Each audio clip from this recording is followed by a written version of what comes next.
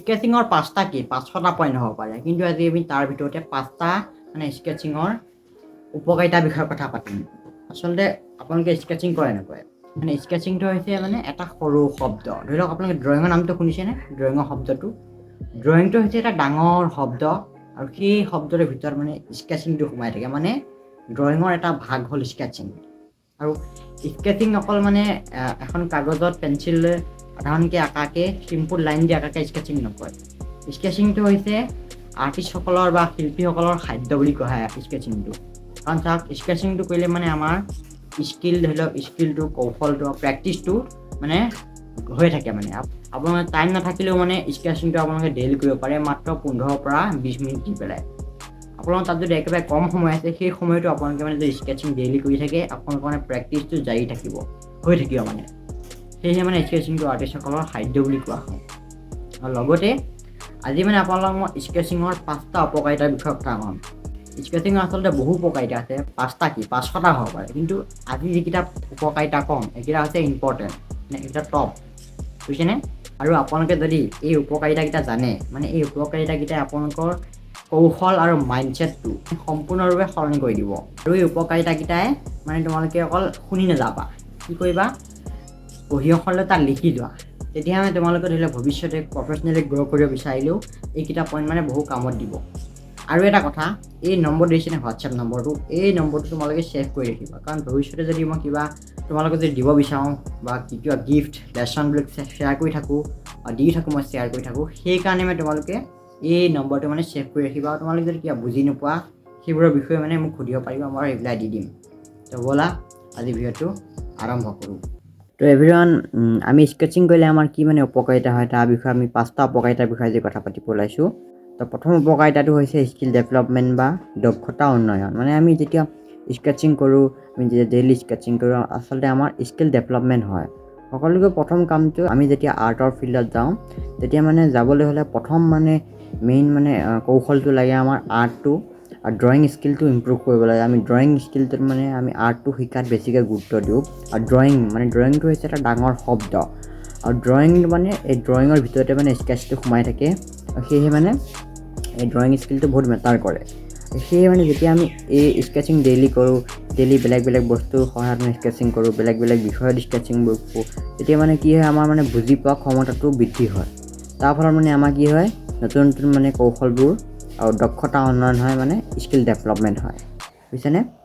আৰু ছেকেণ্ড পইণ্টটো কি জানেনে? ছেকেণ্ড মানে আমাৰ উপকাৰিতাটো হৈছে কমফৰ্টেবিলিটি। মানে আমি কি হয়, যেতিয়া আমি ডেইলি স্কেচিং কৰোঁ, বেলেগ বেলেগ বিষয়ত মানে স্কেচিংবোৰ কৰোঁ, আৰু বেলেগ বেলেগ টুল মানে বেলেগ বেলেগ বস্তুৰে সহায়, ধৰি লওক পেঞ্চিল, পেন, ইৰেজাৰ, চাৰ্কল, সেইবোৰৰ সহায়ত যেতিয়া আমি মানে স্কেচিং কৰোঁ, তেতিয়া মানে কি হয়, আমি মানে সেই টুলছবোৰৰ লগত আৰু বিষয়বোৰৰ লগত মানে কি, আমি বেলেগ বেলেগ বিষয়ত স্কেচিং কৰোঁ। কেতিয়াবা আমি মানুহৰ স্কেচিং কৰোঁ, কেতিয়াবা আমি লেণ্ডস্কেপ, ফিগাৰ, ষ্টিল লাইফ, সেইবোৰ মানে স্কেচিং কৰোঁতে আমি সেই গোটেই ছাবজেক্টবোৰক লৈ মানে আমি আৰামদায়কতা অনুভৱ কৰোঁ।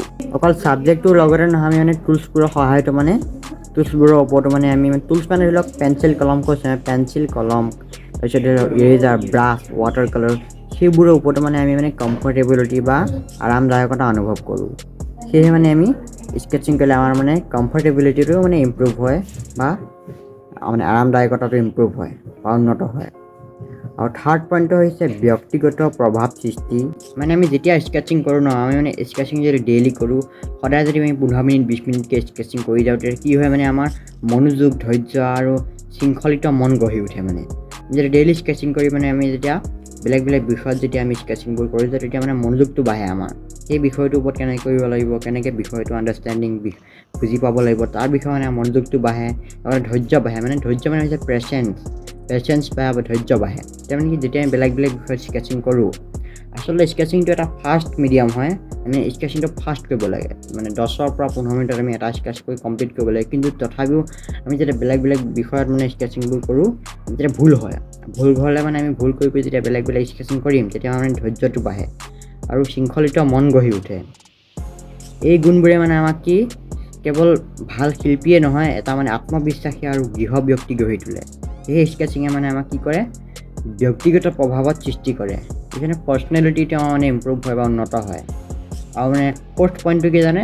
ফ'ৰ্থ উপকাৰিতাটো হৈছে কমিউনিকেশ্যন হৈছে কি আপোনালোকে কমিউনিকেশ্যন কেনেকৈ ইম্প্ৰুভ হ'ব যোগাযোগ দক্ষতা কি হয় যোগাযোগ দক্ষতা বা কমিউনিকেশ্যন আমি যেতিয়া ডেইলি মানে স্কেচ কৰোঁ আমি যেতিয়া কিবা এটা বস্তু ভালকৈ বুজি পাওঁ তাৰ বিষয়ে ভালকৈ বুজি লওঁ কিবা এটা বিষয়ে আণ্ডাৰষ্টেণ্ডিং ভাল কৰোঁ যেতিয়া মানে কি হয় আমি বুজি লোৱাৰ পিছত আমি সেই বিষয়টোৰ ওপৰত মানে আমি কমিউনিকেট কৰিব পাৰিম বা যোগাযোগ কৰিব পাৰিম যেতিয়া আমি মানে ডেইলি স্কেচিং কৰোঁ আমাৰ মানে কি হয় কমিউনিকেশ্যন স্কিলটো হয় কেনেকৈ যেতিয়া আমি ডেইলি স্কেচ কৰিম তাত নতুন বস্তুবোৰ শিকিম নতুন বস্তুবোৰ মানে এক্সপেৰিমেণ্ট কৰিম তেতিয়া মানে কি হয় আমি আৰ্টক লৈ হওক বা নিজক লৈহে মানে আমি মানে বহুতখিনি ইম্প্ৰুভ কৰোঁ কমিউনিকেট কৰিব তাৰ সহায়ত বুজি পাওঁ সেয়ে মানে কি হয় আমি স্কেচিং কৰিলে আমাৰ কমিউনিকেশ্যন স্কিলটো মানে ইম্প্ৰুভ হয় আৰু 5 নম্বৰ পইণ্টটো হৈছে এইটো মানে মোৰ ফেভৰেট পইণ্ট এই ধৈৰ্য মানে কি পেচেঞ্চ আমি যেতিয়া মানে ডেইলি স্কেচ কৰোঁ ডেইলি স্কেচ কৰিলে কি হয় মানে আমাৰ স্কেচিংটো চাব লাগে আমি স্কেচটো আমি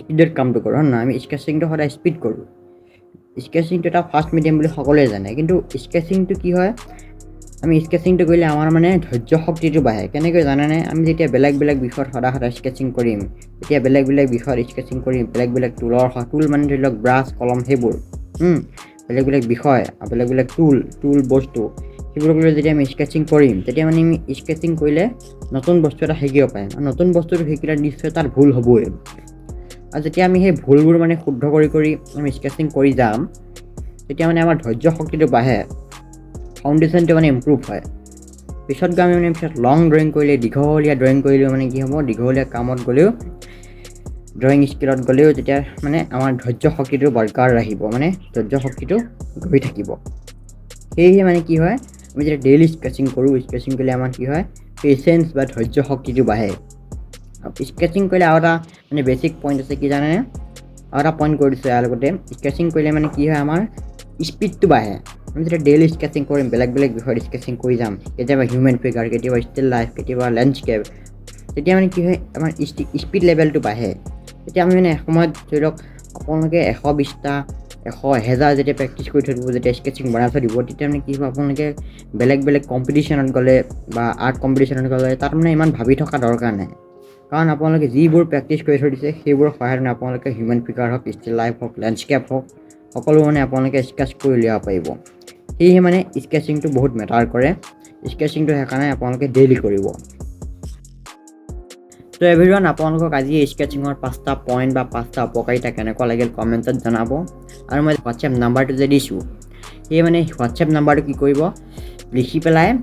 লিখি থৈ দিব বা মানে কি কৰিব ছেভ কৰি থৈ দিব পিছত আপোনালোকৰ মানে যেতিয়া ভৱিষ্যতে মই কিবা আপডেট দিম বা নতুন লেচনছবিলাক শ্বেয়াৰ কৰি থাকোঁ মই ফ্ৰী লেচনছবিলাক সেইবোৰ মানে ফাইদা উঠাবলৈ আপোনালোকে নম্বৰটো ছেভ কৰি ৰাখিব বাকী যদি ভিডিঅ'টো ভাল পাইছে এটা লাইক কৰি দিব আৰু এনেকুৱা ধৰণৰ ভিডিঅ' যদি আপোনালোকে বিচাৰে বা বেলেগ ভিডিঅ' বিচাৰে আৰু যদি কমেণ্ট কৰিব সেইবোৰৰ বিষয়ে যদি বেলেগ ভিডিঅ' লাগে আৰু কি বুজি পোৱা নাই তাৰ বিষয়েও আপোনালোকে কমেণ্ট কৰিব মই তাত ৰিপ্লাই কৰি দিম বা বেলেগ ভিডিঅ' বনাম তো আজিলৈ ইমানেই বাই